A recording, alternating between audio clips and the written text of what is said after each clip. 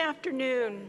I'm Kathy Carpenter, and on behalf of the Getty Museum, I would like to welcome you to Tudor Table, Food and Wine at the Court of Henry VIII. This program was inspired by the Getty Special Exhibition, Holbein, Capturing Character in the Renaissance, curated by Davide Gasparotto and Ann Woolett. Ken Albala is a professor of history at the University of the Pacific, where he teaches food history and the history of early modern Europe. But tonight, we have him live and in person, and that is saying something, and we're so excited and long overdue to welcome Ken Albala. Thank you so much, Kathy, and everyone who's been working to make this possible and invited me. I understand this is the first live event in years, so I'm very excited about it. And this is a particular topic which I adore, but I want to give you a sense of the culinary and aesthetic sensibilities of the early Tudor court, right about the time when Holbein was painting there. So we're going to, put this in the 1530s and 40s. And what I'm going to argue is that the humanistic values that inform Holbein's portraits give rise to a culinary style that's very different from medieval cooking. And first of all, so here's Holbein himself, and Henry was, of course, his patron, but he also worked for much lesser people. You've seen the portraits of them, merchants and lesser noblemen and such. But before we talk about Henry, the one thing I will beg you put out of your mind completely is this. This is Charles Laughton eating what looks like to be a chicken that he throws half-eaten over his shoulder and without any manners. And he complains about the lack of manners nowadays. And it is true, people ate with their hands. And I hope you will eat with your hands if you want to capture the real spirit of what we're going to taste later. But it was not without manners. In fact, manners are actually kind of central to the whole thing that I'm talking about today. Because it's something that distances you from ordinary people. But first of all, to explain why this Renaissance cuisine evolves in the first place, I will have to say just a couple of things about medieval cuisine. What is it that comes before it, and what are the socioeconomic and demographic forces that I think account for the art of that period and the architecture and why Renaissance England changes. And luckily, we do have a cookbook that comes from the court of Richard II in the late 14th century. It's called The Form of Curry, and curry doesn't mean curry like Indian curry, it means cooking. It's an archaic word for cooking. This is the manuscript, that's what it looks like. You can actually read it, believe it or not, it's English. A small bit of parboil hymn, it is English, believe it or not, weirdly. Middle English, and I would describe the cooking of this book as international Gothic. I mean, you find the recipes in many other cookbooks that were written on the continent at the time, like the Taillevent, the Viandier by Taillevent, the Libre de Saint-Sauvy that comes out of Catalonia. There are a handful of anonymous Italian cookbooks, and they pass the same recipes among them that are pretty similar. There's a very heavy hand with spices. These are imported at great expense from India and what's now Indonesia. So think of things like cinnamon from Sri Lanka and pepper from the Malabar coast of India and nutmeg from Banda and cloves from Ternate and Tidor and ginger from China. Now these get to Europe. They pass through many hands, and by the time they get there, the Arabs have taken their cut, the Arab merchants, the Venetians have taken their cut, the people who get them to London have taken their cut, so they are very, very expensive. They're extraordinary markers of status. And in late medieval cooking, let me show you, this is the most famous sort of image, the Très Riche Ur of the Duke of Berry. So it's not English, but Burgundy kind of sets the court style for the time. And I want you to, while I'm speaking, I want you to look closely at the things that are on the table. There's a pair of little dogs. Don't tell me why they're on the table. And a bigger dog on the bottom. But notice what's missing. People don't have their own plate. And they're eating with their fingers, and there's a big salt cellar, that neff that's in the corner. But otherwise, it looks really unlike a table that we would imagine. I can't tell really what those little animals are. They look like little rabbits or something. But in any case, medieval cooking is very sweet. It's also sour. It's thickened with breadcrumbs or almond milk. Food was very highly perfumed and colored. And aesthetically, I think these sort of bright and very bold contrasts align very nicely with the art of the period.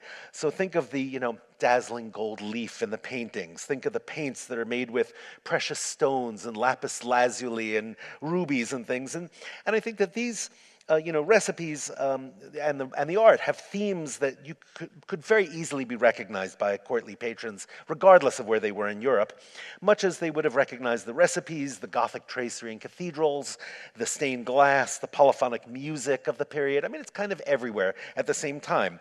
Now, that's not to say there weren't differences from place to place. England is a little different. Its Gothic architecture is different. Its paintings are a little different. And let me just take you here already. This is Hampton Court. This is just at the point where things are beginning to change. But early in Henry's reign, it was still a medieval court. There's still very much into large game animals. Hunting is still the preserve of the nobility. So things like venison, boar, interestingly, porpoise and whale were also considered very courtly foods at the time, very noble ingredients. So when you cook these things in complex sauces and you put them in thin slices on the whitest of bread, made from very, very finely bolted flour, instead of a plate, you get a trencher that's bread. This food was something that ordinary people couldn't even begin to aspire to because they literally couldn't hunt game. And late medieval cooking also features surprises and marvels. You might find a dish like a peacock skinned and then cooked and then resewn into its feathers. And to make it look alive, it would have a little bit of camphor soaked cotton in its mouth, lit, so it's spewing flames as it comes to the table. Amazing marvels. There were things like you would sew a chicken onto the back of a pig, bring that out.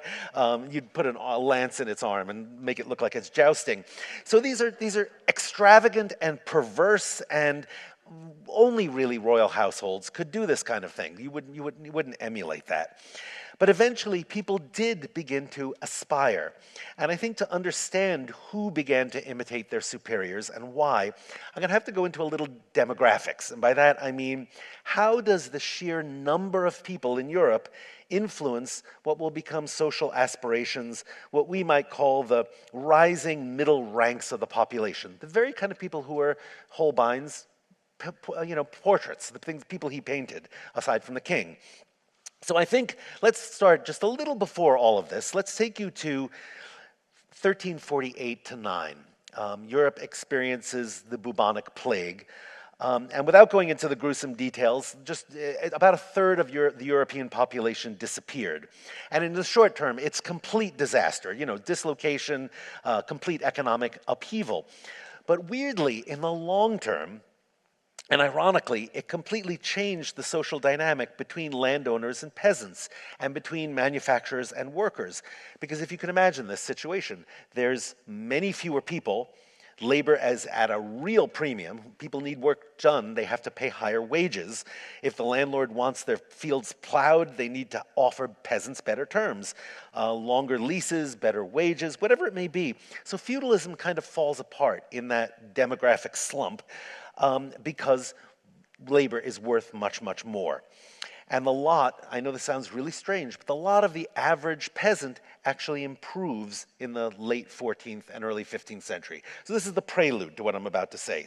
And we see this in material culture. It's really fascinating. People start putting fireplaces with chimneys in their houses. They start eating off ceramic or pewter plates. They begin to donate much more money to the church to get merit so they can get into heaven. And some of the most magnificent Gothic cathedrals go up precisely during this demographic slump, which I find fascinating. And it's because, all those beautiful altarpieces, if you saw the late medieval gold leaf dazzling paintings in the museum, all the liturgical instruments, the goblets and the pyxes and monstrances, well, who pays for that? It's actually ordinary people. They're paying money, making donations to the church, expecting to get into heaven or out of purgatory earlier. And so that's really how those things are funded. And if we look at what people are eating, it is fascinating. We see a greater proportion of the household budget is spent on meat. People are drinking more. The production of beer starts to shift to large-scale manufacture rather than being done in the household. I think hops are also part of that story, which I'll talk about when we talk about the beer you're going to taste. But in a word, it was actually very good to be a peasant in the late Middle Ages. On the other hand, if you're a landlord or a merchant or a businessman, because these labor costs are really high, you're not doing so well. Demand for grain slumps because there's not so many consumers. Demand for wool slumps, there's fewer people. So the effect of this economically was kind of a general leveling of the playing field.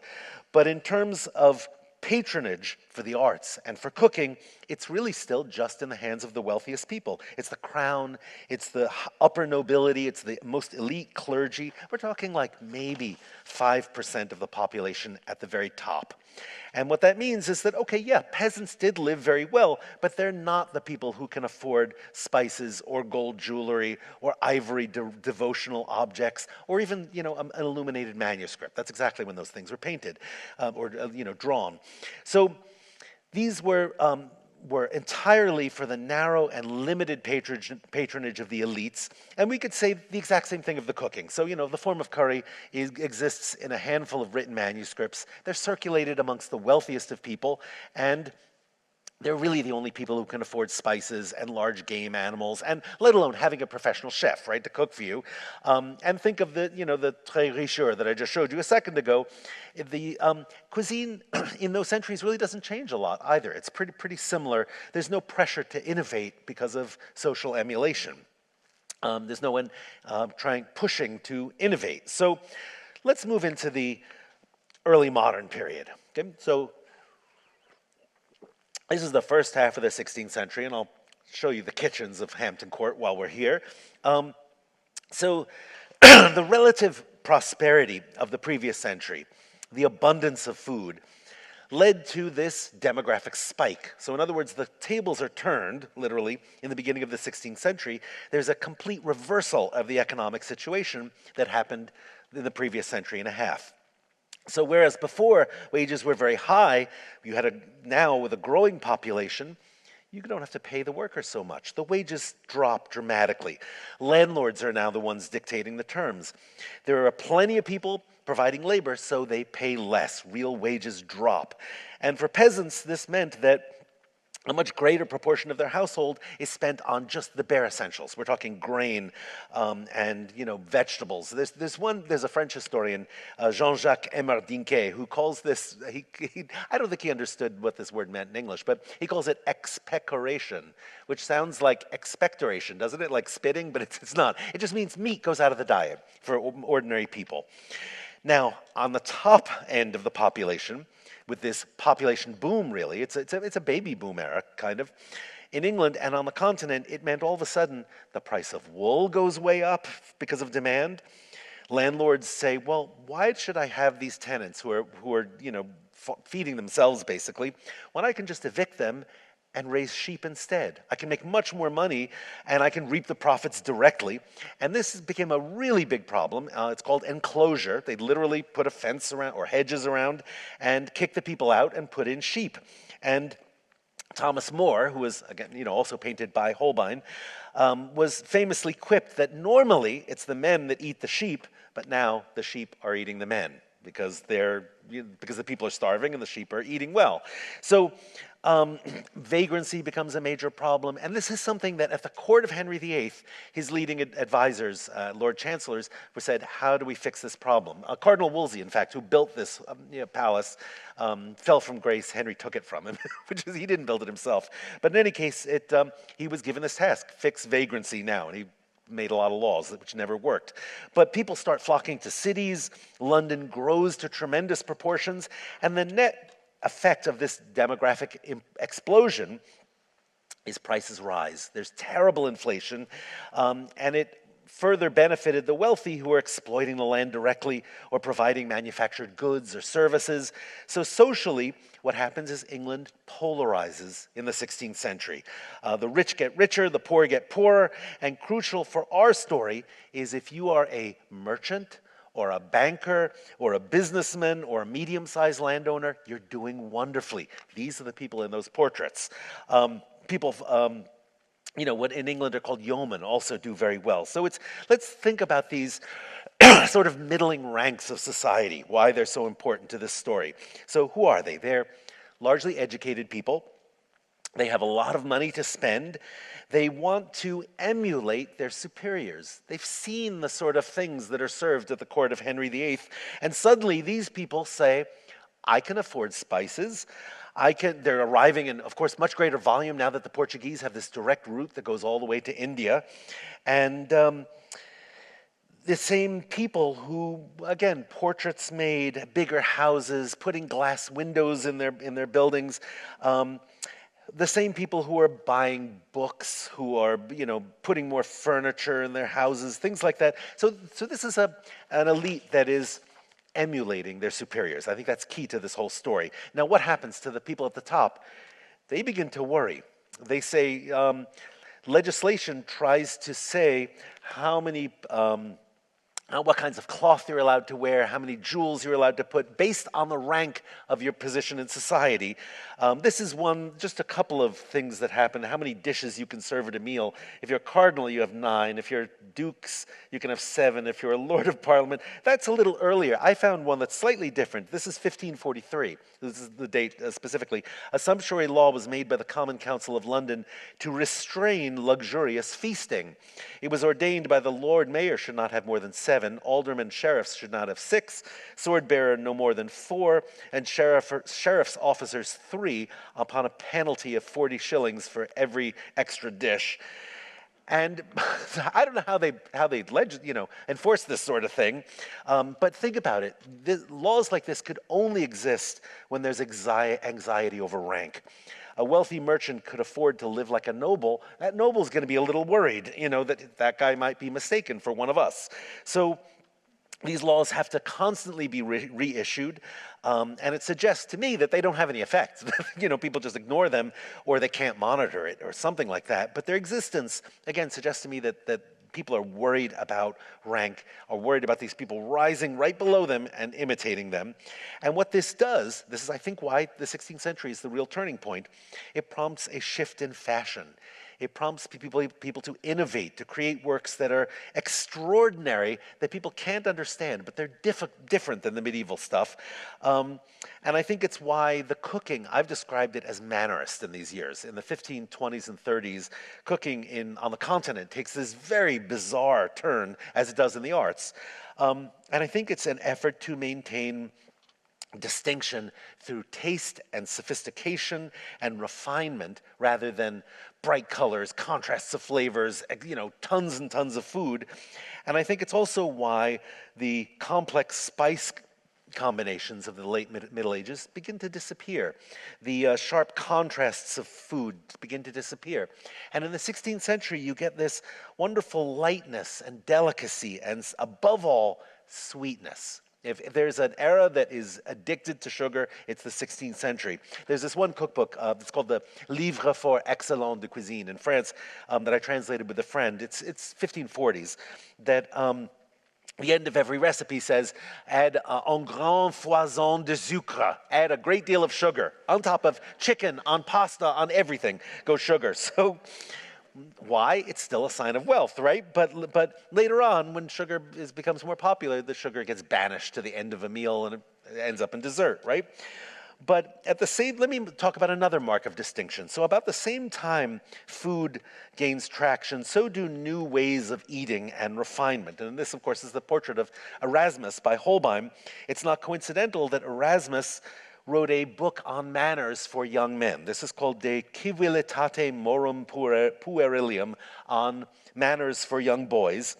And it tells them that you should not take a piece of food out of your mouth and throw it on the floor. You should not shift in your seat too much because people will think you're trying to fart. And there's lovely little silly tidbits of instruction there. But what it suggests to me is that people who didn't know actually did those things, right, all the time. And if you wanted to show up at court and pass with manners, you had to, read this book. It serves as kind of a gatekeeper. And if you don't, you immediately betray your lack of breeding, much like the way you speak is going to immediately say who you are, the clothes you wear. And, very interestingly, about the same time this was written, although there aren't forks yet, so that's not, holding the fork in the right way is not important yet, but people begin to get their own individual plates. I think that's really interesting. And people begin to sort of limit the space that they eat in. So it's no longer polite to put your hand in someone else's plate, or use a cup, drink from it, and give it back to the guy, and then someone else use it. Sharp knives are gradually banished from the table, and round-tip cutlery. So there's a theory, and this is a very old theory. It goes back to the 30s. Norbert Elias said that manners proliferate exactly in tandem with the growth of the nation state, with the monopolization of violence by the state and replacement of professional armies with the sort of warrior elites of feudalism in the Middle Ages get replaced with standing armies. And he says manners all reflect that at the exact same time because they prevent violence, they prevent misunderstanding, they sort of have codes of behavior that prevent violence at the table. And I think that's what that book by Erasmus is really about, is if you're going to go to court and you want to make it, you have to understand how to be a courtier, right, and be polite. Castiglione is about the same time, a little earlier. But so for the rest of this story, I want to look at those people who are imitating. I don't want to look at the courtly dining per se, but on those rising middle ranks who are imitating their superiors, who look exactly like this. And notice that they're sitting around a table. They do have their own plates. There's a whole lot of them. Apart from that, they're eating a very, very English meal that consists looks like a big hunk of standing rib roast and a bread. There's a big jug of wine at the bottom and a salt cellar and a few cups. But that's the audience. So and the woman on the end, I think probably a servant, is bringing in a chicken or something. But these are the people I want to focus on. And interestingly, there is a cookbook, our best piece of evidence for this time, that comes from the mid-16th century. It's called A Proper New Book of Cookery. It was published in 1645 in the end of Henry VIII's reign. This is actually a slightly later edition. This is 1575. It was popular, so it went through many editions. But I want you to see what it looks like, because when I often cook from a cookbook, I want the physical text in my hand to see what it looks like and feels like. So I made a little facsimile of it. That's how big it is. It's a tiny little thing, 19 pages. You can literally hold it while you're stirring the pot, which I did, actually. So, and it has about 50 recipes in it. It's cheap, right? So there's no real barrier to this. All you really have to do is know how to read. So the majority of these recipes include measurements. They're suited to cooking for a medium-sized household. And I think it's interesting that at one point Holbein paints this draws this medium-sized household. That's not his wife. He did his wife and kids at one point. Maybe that is her. But any case, we just found this one recently. But why a medium-sized household? Well, I looked for the clues between the lines in the cookbook, and it says there's a recipe for a dozen eggs, right? That tells you this is not cooking for court. There's not a huge number of ingredients. It's got a very conversational tone, which tells me that the reader is familiar with cooking, but doesn't really know what they're doing, right? This is not a professional chef who's done, just needs a list of ingredients and a couple of techniques. This is really kind of teaching you how to cook. The proper new it goes out to instruct the reader as if it's just someone who's competent but inquisitive, wants to learn a couple of new things. And I think the reader of it is definitely a woman. And I'll tell you why I think this. Most cookbooks in Elizabethan England specify the good housewife's jewel or the housewife's handmaiden for the kitchen, and they're definitely for small households. And I think it's safe to say that in a household of this social class, it's a woman doing the cooking. It's not a servant. She might be aided by a servant if it's a wealthier household, or maybe the children in the family. But the words say very specifically Let me give you an example. Tie your tongue with a string to a jack in front of the fire. No, not your tongue. The tongue, the beef tongue that you're using. Sorry, I know that's a little confusing. But the wording says, do this with your piece of meat, right? So it suggests that the reader is actually doing the cooking, not handing down directions to a servant or to, in an aristocratic household. So the evidence in the book also suggests an aspirant and a socially mobile reader that's consciously imitating what their superiors are doing. And I think to do that, I'm going to have to look at the recipes themselves. So this is a list of the things that you're going to taste. And I think, honestly, if you want to really understand a recipe, you got to put it in your mouth. You can't, you can read it and read between the lines and hear a description, but you've got to taste it. So these are the things we're going to taste. It's chicken on sops, which is a white bread, a tart of beans, which is just delicious. I made it recently. We'll see a picture. A tart of spinach, a clear jelly, which we'll go into, and a dish full of snow. So I'll break down these recipes one by one. But before I do that, let me explain that the cookbook starts with an explanation of which types of meat are best in what season. So it says beef and bacon are good in all times of year. Mutton is good at times from Easter to midsummer, but is worst. Lamb and kid is best between Christmas and Lent. So these are ordinary foods. They're not extravagant, ingredients. And nothing seems really beyond medium social class. So most of what they eat are capons, lamb, veal, ducks, quail, rabbit. And I think you can picture sort of the reader of this going to the market and saying, okay, what's going to be best now? I need to consult my little book and see what's in season. And it then follows with a section of the list of meats that should be served during flesh days and fish days. And what that means is, the Protestant Reformation has happened at this point. It was 16 years before the cookbook was published, but Lenten restrictions never really fell away as they did on the continent. In fact, the government is very anxious to keep Lenten restrictions on meat in force, because they think if people aren't forced to eat fish during a good proportion of the year, and this is 40 days, of Lent, every Saturday, Saints' days, they figured that the fishing industry would collapse and the country would be defenseless because they didn't have a navy really yet. They used merchant vessels, for defense. And so they think, and actually it's kind of interesting, Henry was really anxious about the Tudor Navy himself, and he refortified the coastal defenses. He built several ships, one, the Mary Rose, the very famous one that sank eventually, and they dredged it up. But in any case, that's the real reason that the Lent, it's called a political Lent, so the fishing industry doesn't collapse. But in any case, the ingredients that are suggested in this cookbook seem to suggest affluence, but not extravagance at all. There's chicken and bacons and beef, pies, goose, roast beef, veal. There's a couple of custards. There's jelly, which they mean gelatin, which I'll show. There's salads. Who would think? Oh, they called them salad, but it's still a salad. There's little elegant pies. There's suggestions of sauces to go with meat, but nothing here is expensive. And the food is made for, I would say, 6 to 8 people, something around that. For fish days, there's herring with mustard sauce, there's cod with green sauce, shrimp with vinegar sauce. It's really pretty simple food, but there's aspiration, and let me explain why. Let's talk about the first one. This is called a dish full of snow, okay? And it's a weird recipe because I think this in particular captures this new dynamic of lightness and airiness and sweetness. It's a recipe that was very popular on the continent. It involves, despite what any chef will tell you, egg whites and cream mixed together and whipped. They always say if you get a little fat in your egg whites, they won't whip, and cream can. So it works fine. But what fascinates me is the recipe. Let me read it for you. So there, take a pottle of sweet, thick cream and the whites of 8 eggs and beat them all together with a spoon.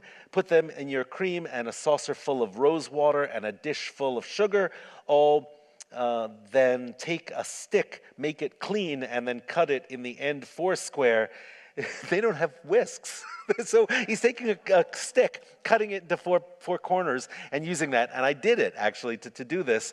it took, you can see it right there. That's the stick I used. It's cut. It took me like an hour to make a cup, but anyway, use your electric beater so you don't have to use snow. But anyway, the rose water and the sugar, and then it is pressed through a colander. That's what's going on there, onto a little sprig of rosemary that's stuck into an apple, and it's served with wafers. And it just so happens, as I was standing up to walk up to the platform, I was handed this, and it's beautiful. It's got the little wafer in it and everything. So if you're wondering how to eat this, I think you should just...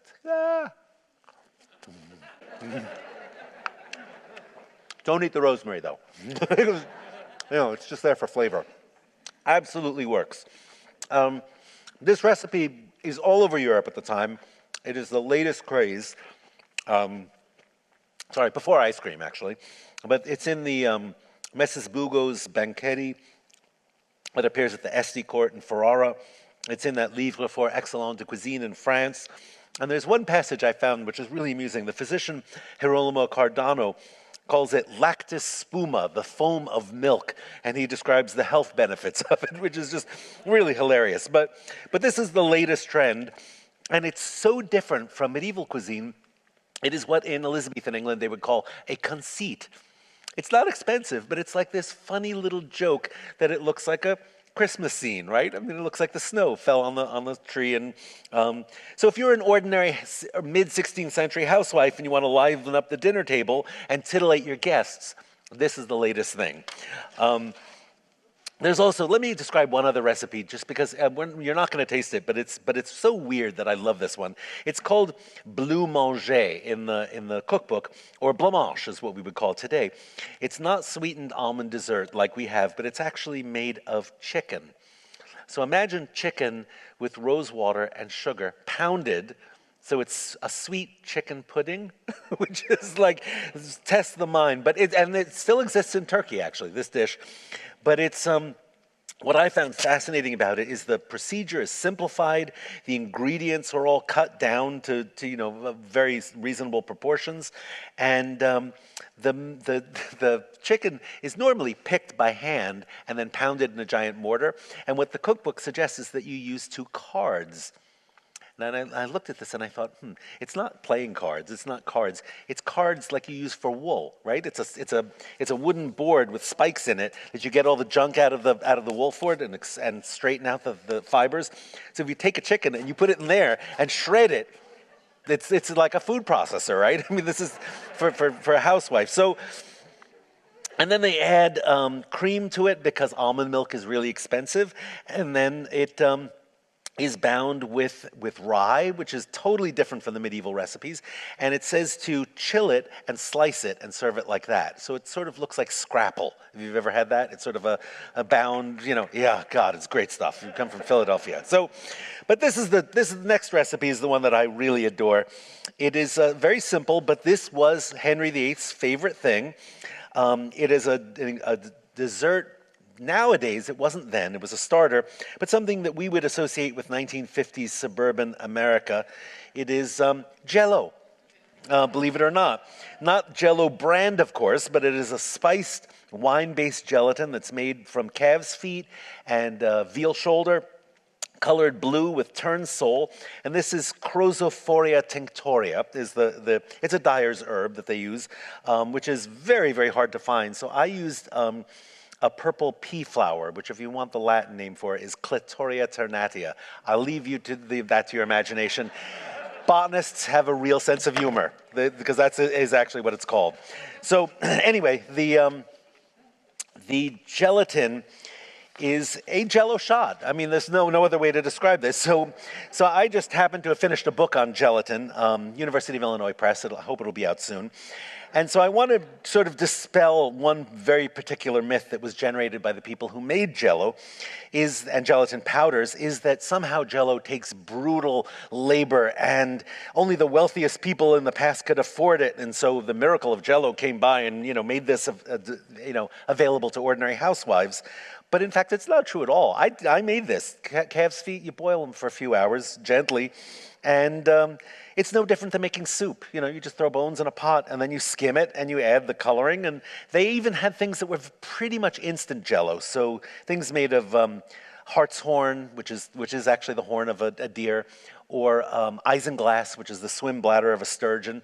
And I did get my hands on this stuff, and it just dissolves in water and works like instant Jell-O. So that's a myth, that this is difficult to do. And to my point, this housewife could do this very easily. It's not wealthy. It's flavored with cinnamon and ginger, so it's got a little spice in it.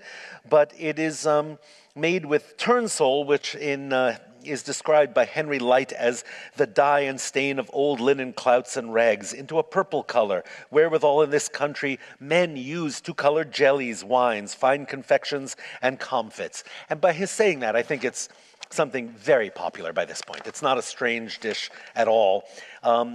It's nothing like the peacock spewing flames, okay? But you can see there's the recipe. So another dish which you are going to taste are these little pies. And I don't know what they're going to look like, the ones you're going to eat. I think one is folded over like a little chewit is what they would have called it. One is more like a little tart. I just happen to have these tart molds, so I use them. But this is at the height of fashion in the 16th century. And normally, at this point, the pies would have been filled with dates. And we know this because Shakespeare, if we believe Shakespeare, at the end of the century says that dates in pies had gone out of fashion. In Troilus and Cressida, he says, gives a seasoning metaphor. Someone's describing Troilus' attributes. Pandarus says, "Do you know what a man is? Is not a man birth, beauty, good shape, discourse, manhood, learning, gentleness, virtue, youth, liberality? Are such not the spice and salt that season a man?" And Cressida says, "Ah, yes, a minced man, and then baked with no date in the pie, for then the man's dates out." Meaning, dates have gone out of fashion. It's out of date. Isn't that a wonderful pun? It's just, I love Shakespeare. So Cressida's quip, suggests that 1540s it's there. By the 1590s, I think that's when Troilus and Cressida's done, or maybe a little later. Dates are not cool in pies anymore. But here they are, custard pies, curds, fruit pies, things with sugar. And the ones that, the other very interesting, and this is just a macabre side note, is that the other pie shells were called coffins. And they're like coffer, it's the same sort of word, but there's a part of Hamlet where they're served these pies, and Hamlet recognizes them and says, "Weren't these from the funeral of my father? And aren't they being reserved now, so quickly after he dies, Gertrude marries his uncle?"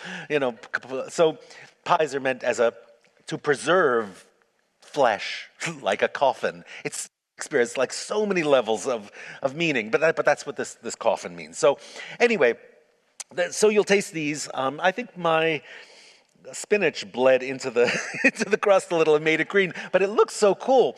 And the other one, the tart of beans, this one, I tell you, try and make this, because it's got beans boiled tender in fair water. Take them out, break them in a mortar, so you're pounding them up like you do refried beans, and strain with the yolks of 4 eggs, so it's not a whole lot, curd made of milk, so this is like cottage cheese kind of thing. Season it up with sugar and half a dish of butter, and a little cinnamon, bake it, and this is like a sweet refried bean tart. This is so good. I thought, first time I tasted this, I was kind of astounded, but this is 16th century recipe. And then finally, we have as a final really complex dish is a chicken en sops. And the recipe is just one line. It's really nothing but a description. So you kind of have to leave it up to the chef to do this. But the chicken is boiled with cinnamon and sugar. It's served, the sop is the slice of bread that it goes on, and it soaks up the juices. But the flavoring is sorrel. It's a sour herb that is a sauce, and he has it go on the bread and then the chicken on top. And I know those kind of look like little chickens. They're not. They're just little bits of thigh. So you pop this whole thing in your mouth as a starter. And when I made this, I thought, this reminds me of something I had when I was really young, like chicken a la king. Do you remember it came in a bag and you poured it out? God, it was dreadful. But this one is good. So So those are the dishes you're going to taste. And then for the alcohol, we thought that for beer, the beer is provided by MacLeod Brewing Company, which is in Van Nuys.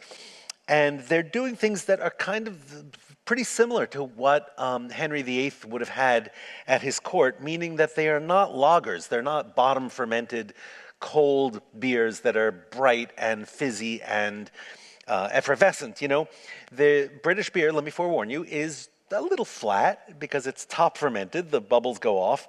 It's darker in terms of the malt that's there. It does have hops in it because hops had just arrived late 15th, early 16th century.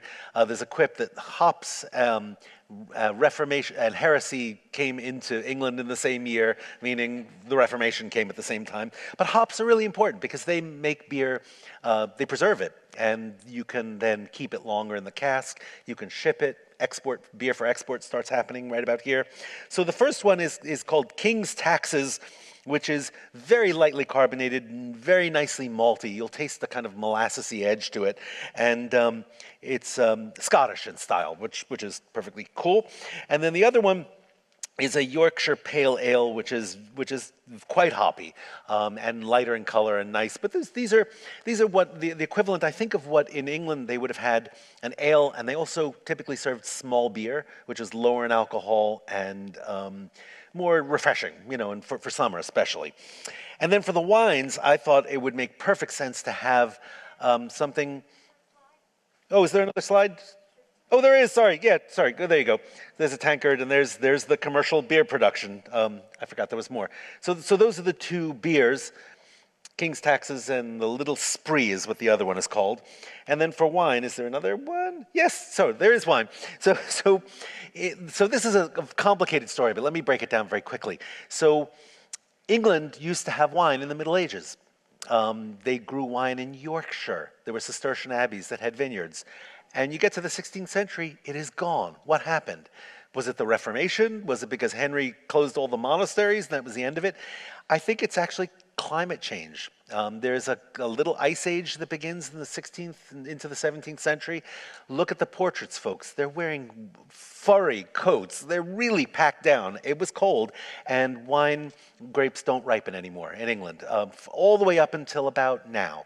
You find wines, they're made now. They're not so great. They're mostly champagne, but what is fascinating is this is Hampton Court. They made a wine fountain. When I was young, when my kids were young, I took them here, and it was working. And you could put a cup up to it and drink wine out of it. But that's what they had. Henry loved this thing. But the larger point that I'm making is that without local wine in England at the time, not much of it, they imported it from the Rhineland, which is Holbein's region. So we chose what would have been called a hock. This is a Riesling, which is fairly low in alcohol. I don't think it'll be sweet at all. And then a Spätburgunder, which is also the same area, Rheinhessen, which is what we would call Pinot Noir, and it's stronger and should be more interesting. But they drank white, but they like their wines on the sweet side. I don't think these will be so sweet, but definitely something like Malvasia or they like sweeter wine, and sweeter food and sweeter everything. But I think that's it. I'm kind of out of time, so guess we will turn it over to tasting, and you will tell them how to do that. Thank you.